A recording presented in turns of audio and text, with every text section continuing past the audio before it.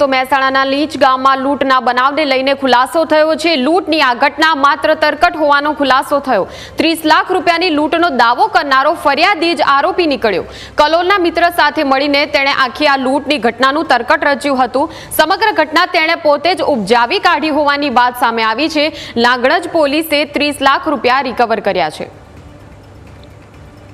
संवाददाता कमलेश फोनलाइन पर जोड़ाई गया है। कमलेश, समग्र लूंटनी घटना तरकट होવાનો ખુલાસો થયો, ફરિયાદી જ આરોપી નીકળ્યો હોવાની વિગતો આવી છે। શું હતો સમગ્ર બનાવ અને હાલ શું કાર્યવાહી?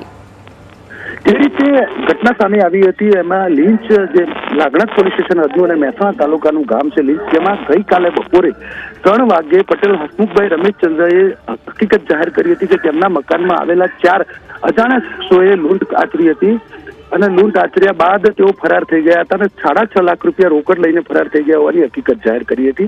જે અંતર્ગત પોલીસ દ્વારા સમગ્ર મહેસાણા જિલ્લામાં નાકાબંધી કરવામાં આવી હતી, પરંતુ પોલીસની સઘન તપાસમાં આ ફરિયાદીએ તરકટ રચ્યું હોવાનું સામે આવ્યું હતું।